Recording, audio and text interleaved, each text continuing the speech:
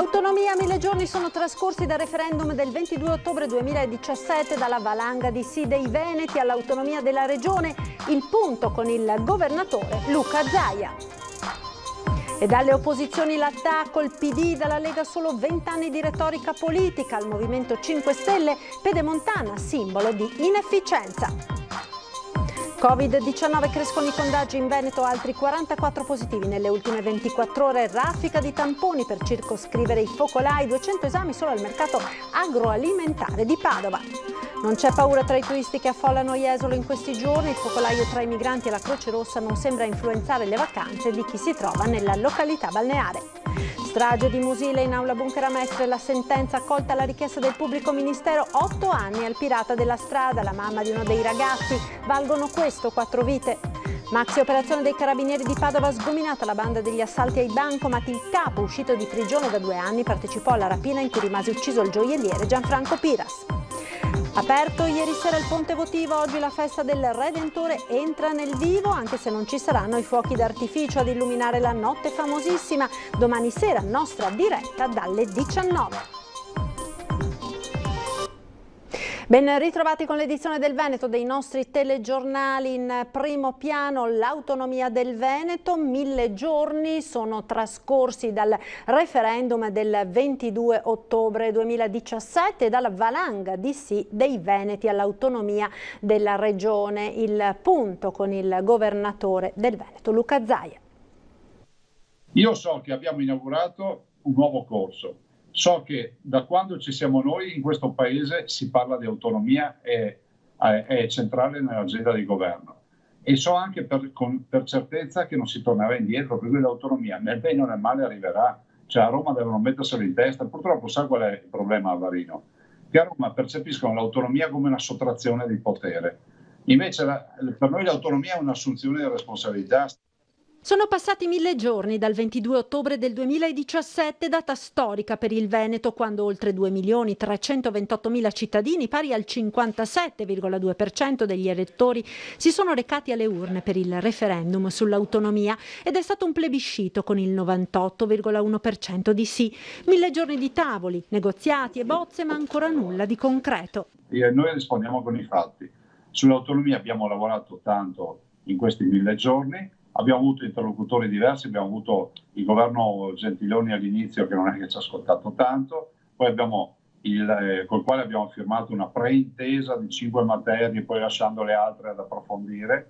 Poi abbiamo avuto il governo Conte 1, penso che i risultati siano sotto gli occhi di tutti, i risultati zero, se non quelli del ministro Stefani, che ha fatto un lavoro ciclopico per far partire tutti i tavoli con tutti i ministeri. Poi il governo Conte 2, che a tutt'oggi non ha prodotto nulla. Questo onestamente è quello che abbiamo. Una situazione che comunque non abbatte il presidente della regione Zaia, ottimista sul fatto che prima o poi l'autonomia per il Veneto arriverà. Sono certo che la portiamo avanti. Questo governo vuole scrivere una pagina di storia, la facciamo con loro. Non la vuole scrivere, la faremo col prossimo governo. Cosa vuole che le dica? Io le posso dire che comunque l'autonomia ormai è un fatto procedurale, documentale, quindi non c'è più tanto da chiacchierare. Noi abbiamo presentato la bozza del contratto, il governo deve presentarci una bozza e mandarla in Parlamento. Se questo non accadrà, vuol dire che le forze che ci governano sono contro l'autonomia. E l'intervista integrale al governatore del Veneto Luca Zaia andrà in onda su Antena 3 questa sera a partire dalle 22:15. Intanto sulla questione abbiamo sentito anche l'opinione delle opposizioni in Consiglio regionale. Sentiamo.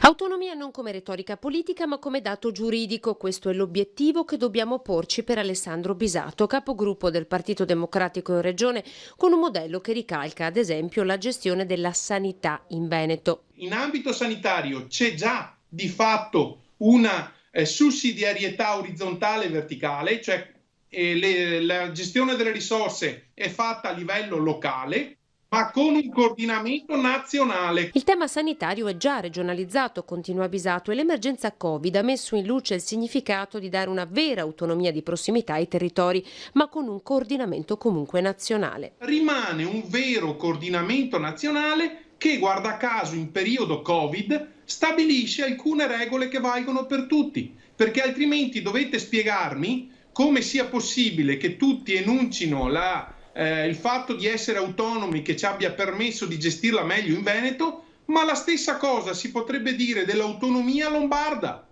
Lì è andata bene, è andata male, è colpa dello Stato o colpa della Regione? Diversamente per Bisato si scivola verso l'autarchia. Il referendum per l'autonomia ha avuto anche il voto di molti grillini, come quello della consigliera Elena La Rocca, per la quale non esiste in assoluto un'efficienza veneta tale da far meritare al Paese un'autonomia in toto. Un esempio nella spesa degli 11 miliardi per la superstrada pedemontana veneta, duramente criticata dalla consigliera. Questa è una richiesta che è arrivata dal territorio, che è assolutamente in linea con la nostra linea politica e la stiamo portando avanti, però secondo me deve arrivare un'informazione anche puntuale a chi ascolta, e sul tema per esempio della tutela e dei beni paesaggistici e culturali dobbiamo dire che questa tutela è stata fatta in Veneto di più dallo Stato che dalla Regione. 11 miliardi di extra costi, doveva costarne 2,5. 11 miliardi equivalgono a 2 Mose. Questa cosa non viene detta a sufficienza, parliamone, è questa l'efficienza veneta. L'efficienza veneta è l'efficienza dei veneti intesi come cittadini e delle sue piccole e medie imprese, ma l'amministrazione della Regione Veneta fa acqua da tutte le parti. E sulla questione dell'autonomia abbiamo sentito anche l'opinione dei cittadini. Siamo andati in centro a Belluno. Tra pochi giorni saranno 1000 giorni dal referendum sull'autonomia che è rimasto sulla carta e non è stato applicato. Che cosa pensa? Dell'autonomia? Sa che sono un po'...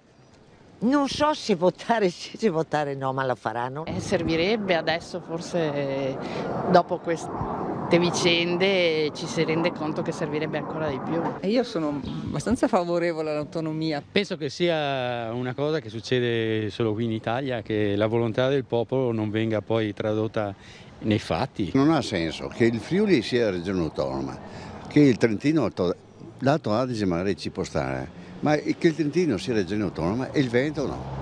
Non ha senso. Non lo otterremo mai. Penso che non lo otterremo mai.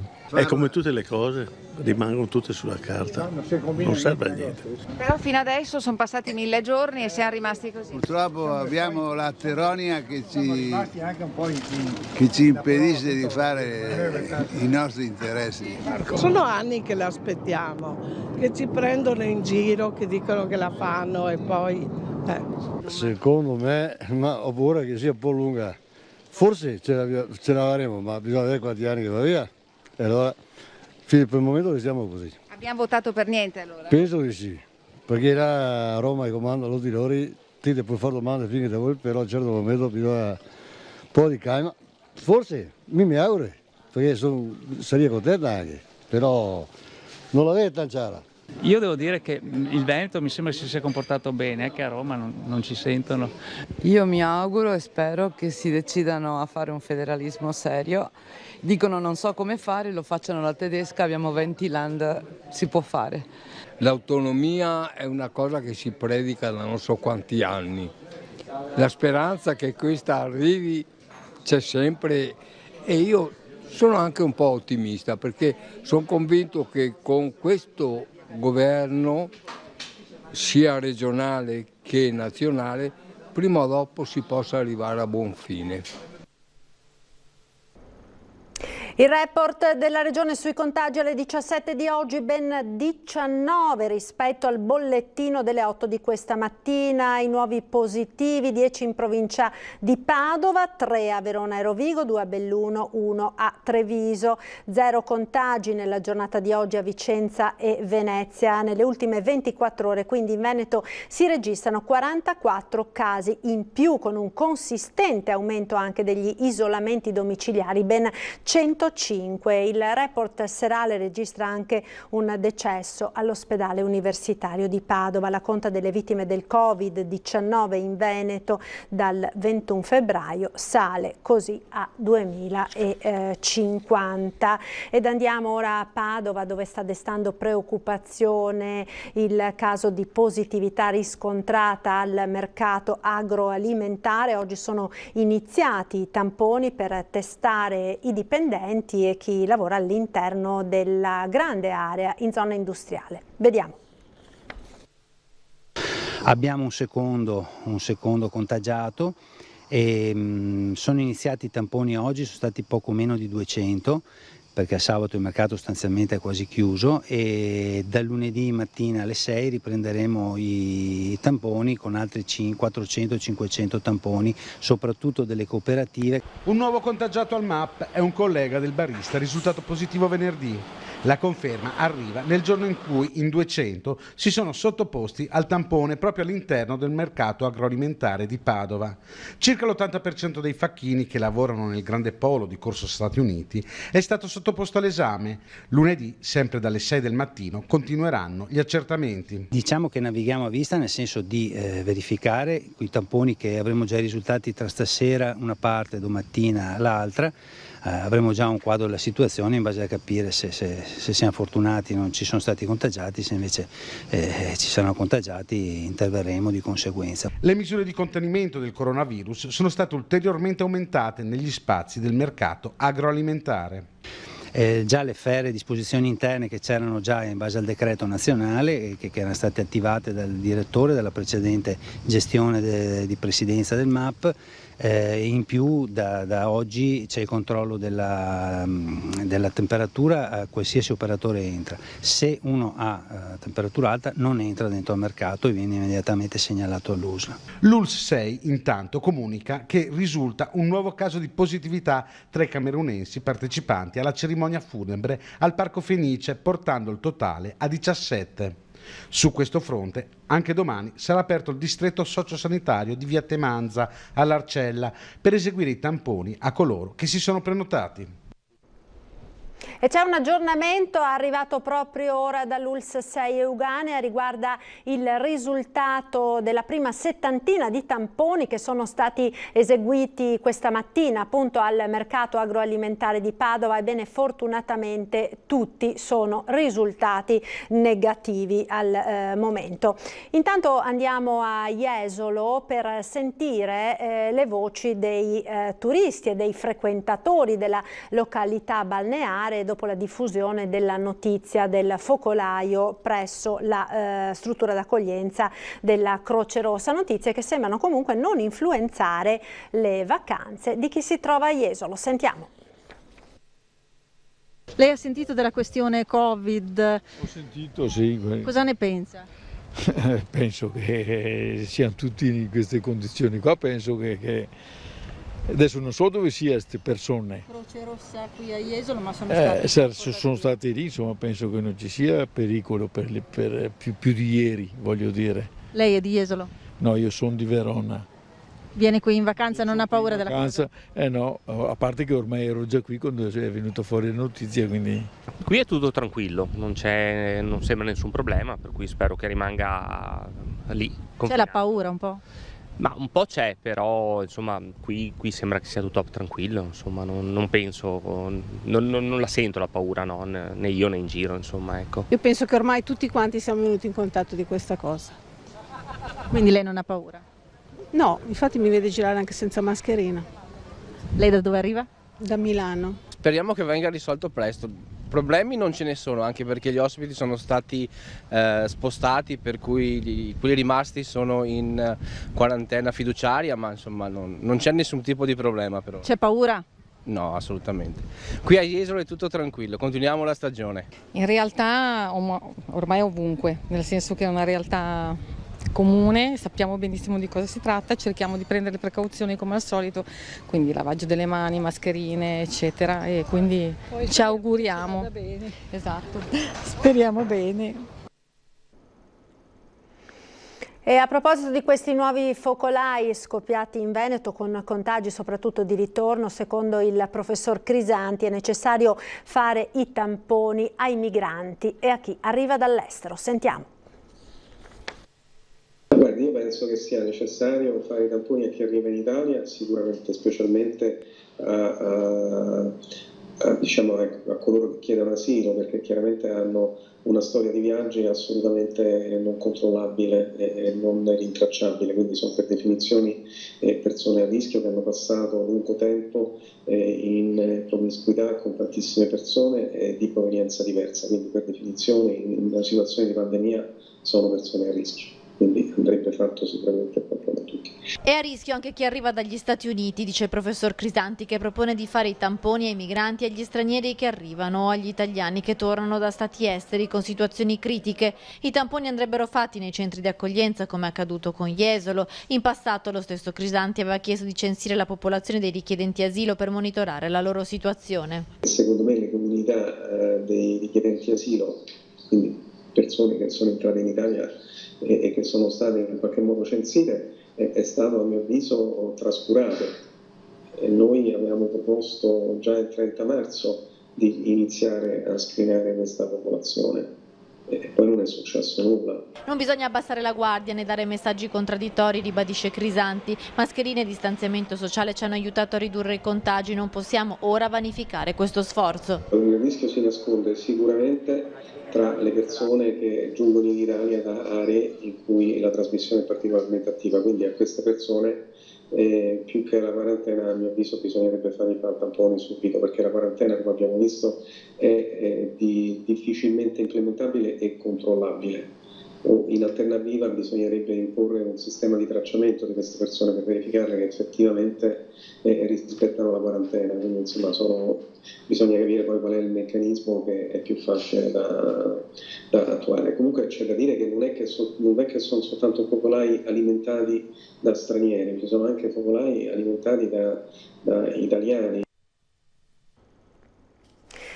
Bando esplorativo della Prefettura di Vicenza per l'accoglienza dei migranti, una decisione che scatena l'ira del centrodestra. Sentiamo. AAA, cercasi accoglienza per 200 unità in strutture singole o centri collettivi fino a 50 posti. No, non è un annuncio economico, ma il bando, o meglio l'indagine esplorativa della Prefettura di Vicenza, che intende verificare sul territorio l'interesse e la possibilità di individuare strutture idonee tra il vicentino e il bassanese ad accogliere nuovi migranti. Una decisione, si legge nel bando, dettata dal fatto che il numero degli sbarchi sulle coste italiane è aumentato come il flusso in ingresso al confine orientale. Fatto un rapido conto delle strutture già esistenti e quelle immediatamente reperibili, il risultato è che mancano posti. Un bando che ha scatenato l'ira del centrodestra, visto la particolare situazione e gli aumentati casi di positivi per Covid proprio tra i migranti. Noi non abbiamo bisogno di migranti, magari ammalati, magari non controllati, di cui non sappiamo nulla, perché già il nostro turismo è in ginocchio. Magari troveranno qualche struttura che alla fame è disposta per prendere anche un po' di soldi, di accogliere queste persone, ma non è proprio il caso. Oggi non è proprio possibile accogliere ulteriori migranti, abbiamo un problema sanitario, è dimostrato che oggi il virus arriva da fuori, abbiamo un problema economico, non abbiamo soldi da dare all'accoglienza perché avremo bisogno che questi soldi fossero destinati agli italiani. Dura la posizione della Lega, che della battaglia contro gli sbarchi di migranti è stata la paladina e che oggi stigmatizza la scelta della Prefettura. Stiamo facendo enormi passi indietro, da quando la Lega e il ministro Salvini non sono più al governo, questi sono i risultati: più sbarchi, più ovviamente soldi da destinare agli immigrati clandestini e ovviamente ritornerà anche il magna magna delle cooperative nei prossimi mesi, perché di conseguenza vedremo un aumento di interesse nei confronti di gente che fa facili denari sopra le spalle di questa povera gente. È una vera e propria vergogna il comportamento e l'atteggiamento di questo governo, che in un momento soprattutto di crisi come questa ha più a cuore gli immigrati clandestini rispetto ai cittadini di questo paese che da sempre pagano le tasse.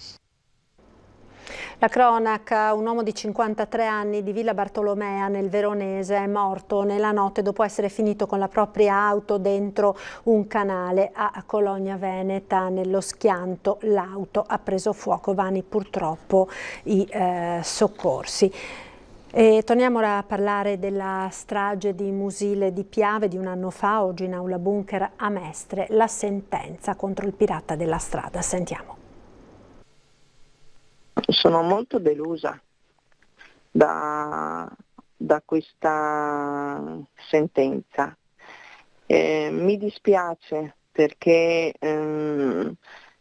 pensavo che la vita di una persona valesse un po' di più, specialmente visto che ci sono anche dei giovani che non avrebbero e che non hanno voluto morire.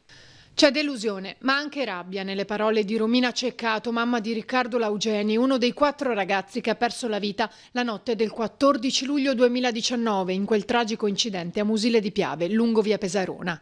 C'è delusione per la sentenza pronunciata dal giudice nell'aula bunker di Mestre nei confronti di Marius Allin Marinica, condannato a 8 anni di reclusione per l'omicidio stradale, in cui oltre a Riccardo persero la vita Eleonora Frasson, Leonardo Girardi e Giovanni Mattiuzzo. Solo Giorgia Diral si salvò. Difficile per una mamma che sente questa sentenza non porsi domande. Fosse stato il figlio di una persona un po' più alta di potere, o le leggi sarebbe stata uguale o avrebbe avuto un'altra sentenza. Mi chiedo una cosa sola, diciamo e pretendiamo che le leggi vengano rispettate, ma se chi fa le leggi o chi le mette in pratica non le mette quelle giuste, perché noi dobbiamo rispettarle? Ed è un brutto messaggio quello che stiamo mandando. Allora io a casa mia, se mi difendo da sola, se mi entra qualcuno, mi faccio 30 anni di galera, perché la legge prevede. Se ammazzo persone faccio 8 anni, se sono 8 anni poi. Io dico, per carità, il PM avrà fatto il suo lavoro, ma come mamma penso che non l'abbia fatto bene. E chi è al governo, chi fa le leggi, chi è in Parlamento, chi dove cavolo è, mi scusi del termine, lo devono fare giuste queste leggi. Io non condanno una persona, io non do un numero, perché la morte di un figlio non è quantificabile. La signora Romina non ha intenzione di mollare. Un avvocato della difesa mi risponde che lui non ha lacrime per piangere, ma gliene impresto un po' delle mie se vuole. La mia battaglia è solo l'inizio. Io ho creato un'associazione, ma quella di oggi è solo una carica per andare avanti, per fare in modo che le leggi incomincino a avere il loro significato, cioè la dimostrazione, ci devono essere i fatti. Maxi operazione dei Carabinieri di Padova, sgominata la banda degli assalti ai bancomat. Una banda senza scrupoli, capace di assaltare i bancomat in tutto il nord Italia, quella sgominata dai Carabinieri di Padova. Sono 9 le persone fermate dagli uomini dell'Arma, ognuna con un compito distinto e ben definito nella banda, con a capo Mike Gabrielli, 43 anni, coinvolto nel 2005 nella rapina ad Abano Terme, costata la vita al gioielliere Gianfranco Piras, delitto per il quale ha scontato 13 anni di carcere uscendo nel 2018. Privati attraverso una serie di attività sia sui soggetti che adesso questa mattina sono stati arrestati, e sia facendo uno screening delle autovetture che nel Triveneto di volta in volta venivano rubate e che avevano determinate caratteristiche. La banda agiva tra Rosà, nel Vicentino, dove risiedeva anche Gabrielli, Treviso, dove è stata recuperata l'Audi A6 Avant rubata usata per i colpi, e Verona, dove alcuni componenti vivevano.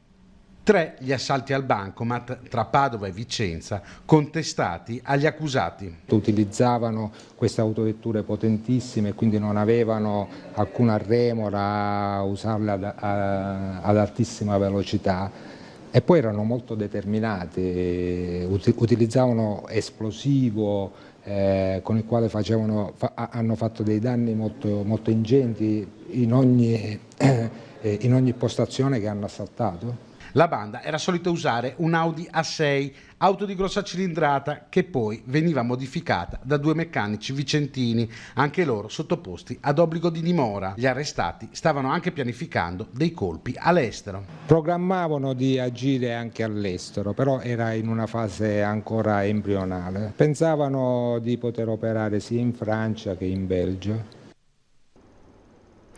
Un sondaggio commissionato a Youtrend per quanto riguarda le intenzioni di voto dei padovani alla vigilia delle regionali fotografa un netto vantaggio del governatore uscente Luca Zaia nella città in cui Arturo Lorenzoni è stato vice sindaco sino a pochi giorni fa. Zaia 62,2%, Lorenzoni 30,3%, Cappelletti 6,4%, Daniela Sbrollini 0,4%, c'è un 28% di indecisi. Ed ora siamo alla pagina dedicata al Redentore. Entra nel vivo oggi la festa con le tradizionali tavolate, anche se non ci saranno, come sapete, i fuochi. Domani poi ci sarà la grande messa pontificale del Patriarca che Antenna 3 seguirà in diretta a partire dalle 19.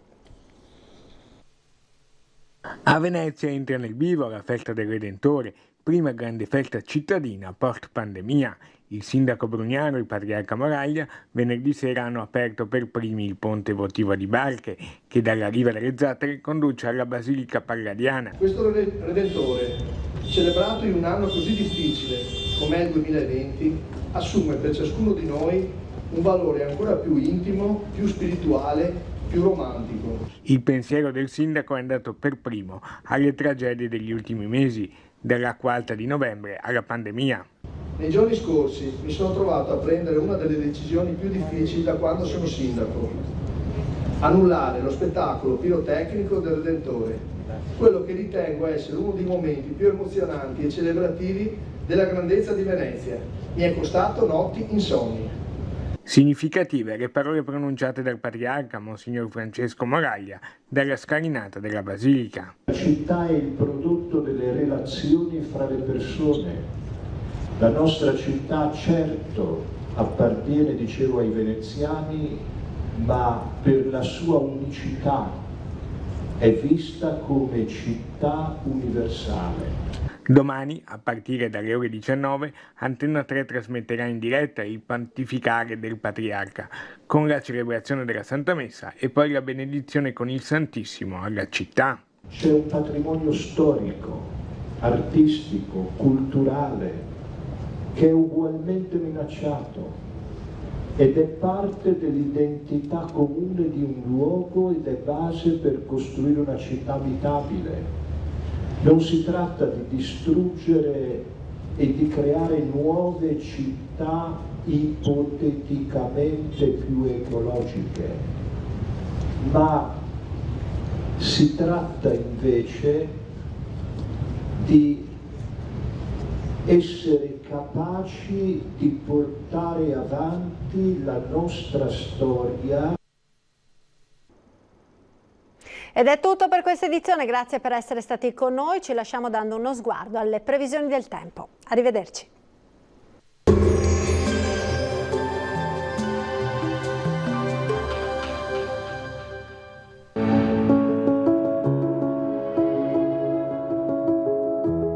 Ad accogliervi sarà Conegliano. Bentrovati al meteo. Anticiclone in rimonta, sarà una bella giornata di sole. Il dettaglio di domenica 19 luglio. Sul Veneto tempo asciutto e stabile, sarà soleggiato su tutti i settori della nostra regione. La grafica ci mostra che il cielo si presenterà sereno, al massimo poco nuvoloso. Tuttavia nel pomeriggio saranno possibili dei piovaschi sui rilievi. Temperature in lieve aumento, minime tra 14 e 18 gradi, massime tra 26 e 31 gradi. Ci spostiamo ora sul Friuli Venezia Giulia, dove avremo più o meno la stessa situazione, ampio soleggiamento, qualche annuvolamento in corrispondenza dei monti con qualche temporale associato.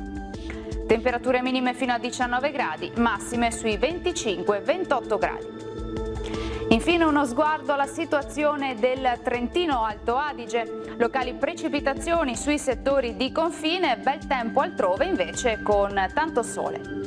Temperature minime sui 15 gradi, massime fino a 29 all'incirca. Dal meteo di Antenna 3 per ora è tutto, arrivederci al prossimo aggiornamento.